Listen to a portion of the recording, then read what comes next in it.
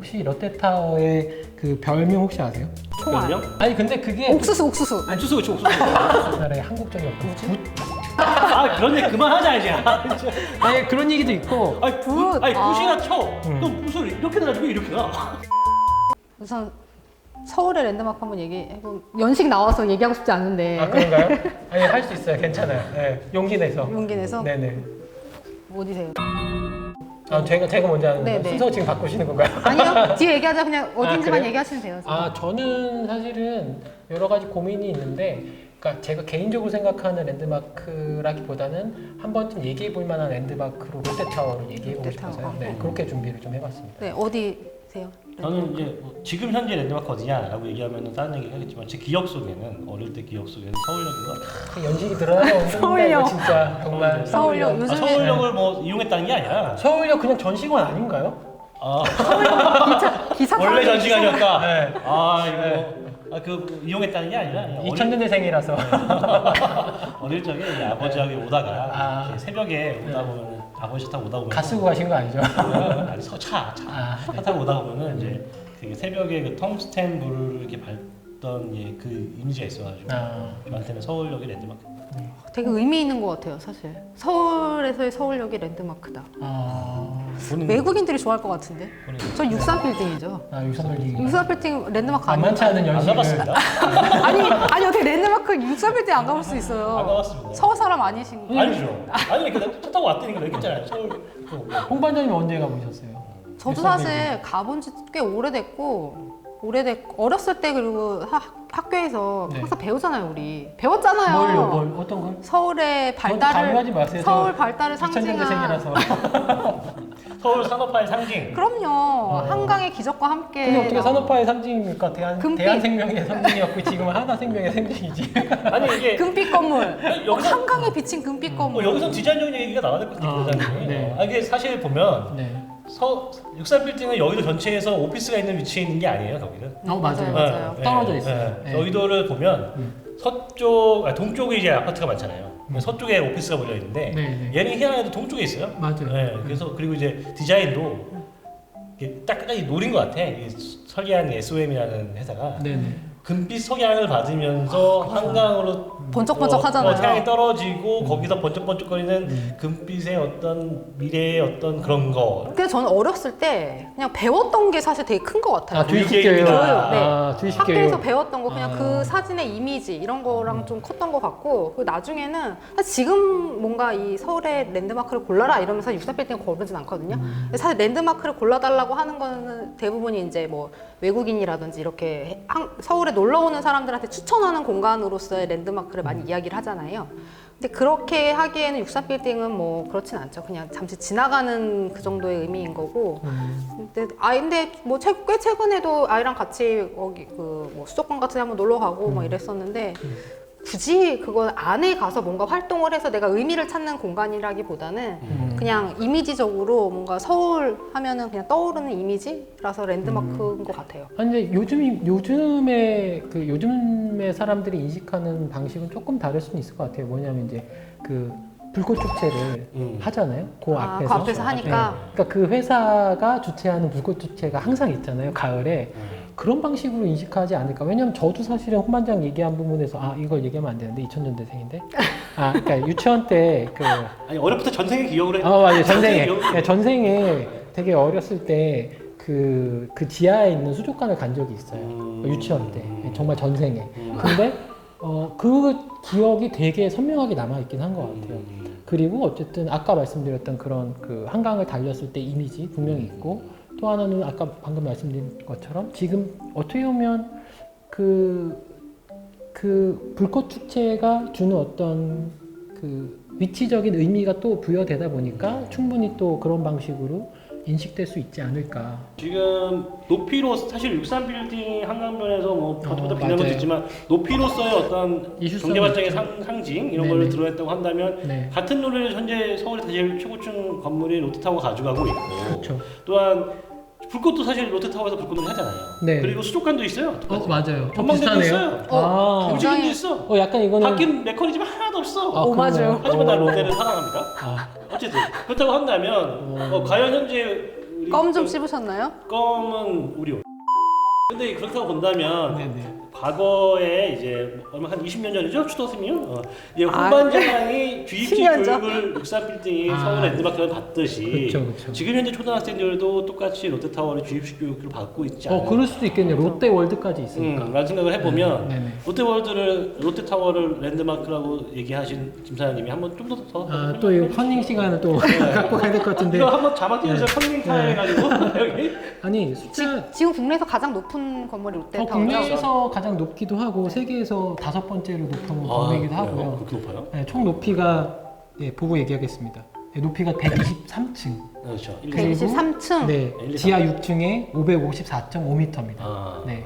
555를 하면 554.5는 뭐? 그건 잘 모르겠어요. 근데 이게 좀 재밌는 게 이게 정말 높잖아요. 저희가 사실은 그냥 그 맑은 날에 보면 어디서는 볼 수 있는 맞아요. 높이 잘 정도 보여요. 되는데 맞아요. 이렇게 조사하다 보니까 이렇게 나오더라고요. 지구가 저희가 둥글잖아요. 근데 그 공률을 계산했을 때 83km 밖에서도 보일 만한 높이래요. 그래서 거의 철원군 이런 데서도 보이고 오산이나 경기권에서도 미세먼지가 없으면 충분히 끄트머리가 보일 만한 높이라고 하더라고요. 정말 조사하면서 저는 되게 깜짝 놀랐어요. 그 정도 높이구나. 높이가 높이는 중요하긴 진짜 하네요. 어마어마하구나 싶은 생각이 들고. 근데 또 조사하니까 좀 재밌는 거는 혹시 롯데타워의 그 별명 혹시 아세요? 총알. 별명? 아니 총알도 있고. 저는 총알같이 별명, 생겨가지고. 별명. 총알이요? 왜 총알? 총알같이 생겼잖아요. 아 그런가요? 전 약간 총알같이 생겨. 아니 근데 그게 옥수수. 옥수수 그치 옥수수.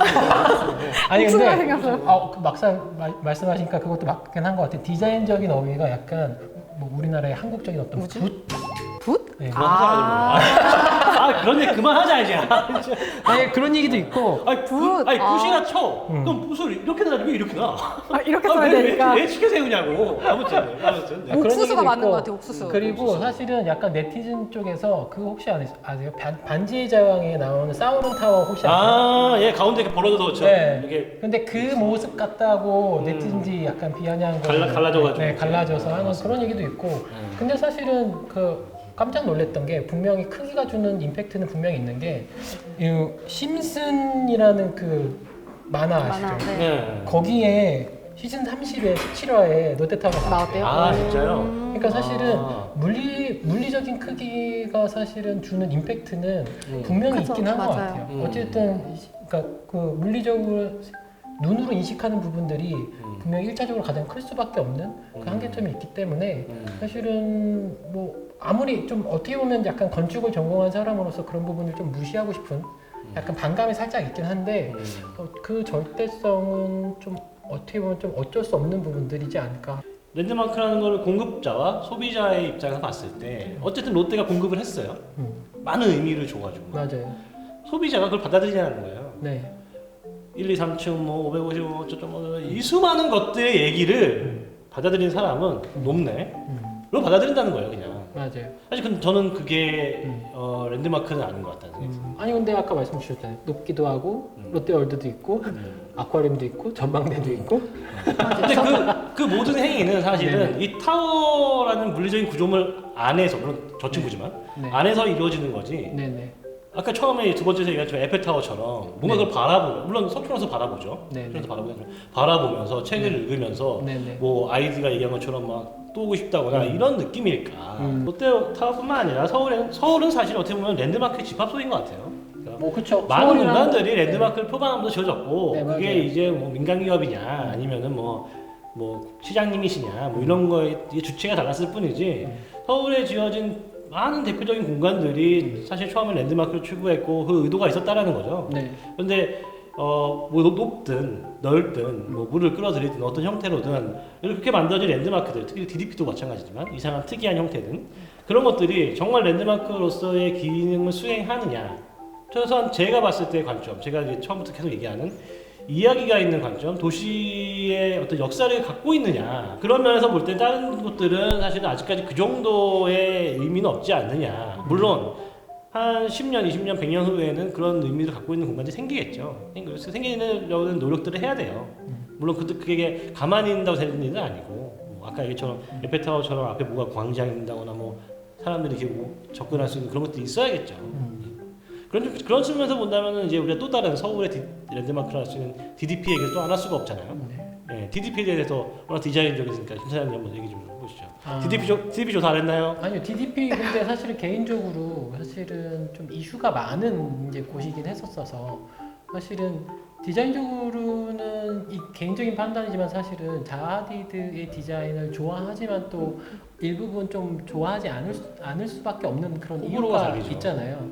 근데 이제 그거보다는 사실은 DDP는 그 장소가 갖고 있는 역사성이 훼손된 부분들에 대한 아쉬움이 상당히 큰 것 같아요. 그런 부분에서 그걸 좀 별개로 구분해서 판단할 필요가 있고 그런 부분들은 사실은 어떤 개별적인 건축가나 디자이너의 책임이 아니고 정책의 문제일 수밖에 없잖아요. 동대문 운동장 그 엄청나게 그 오랜 시간 동안 야구를 했고 많은 사람들이 모였던 그 공공적인 성격을 갖고 있는 운동장이 다 사라지면서 정말 끄트머리 요만큼의 스탠드가 흔적만 남았죠. 그거는 의미 없는 그냥 흔적 남기기죠. 흔적 남기기.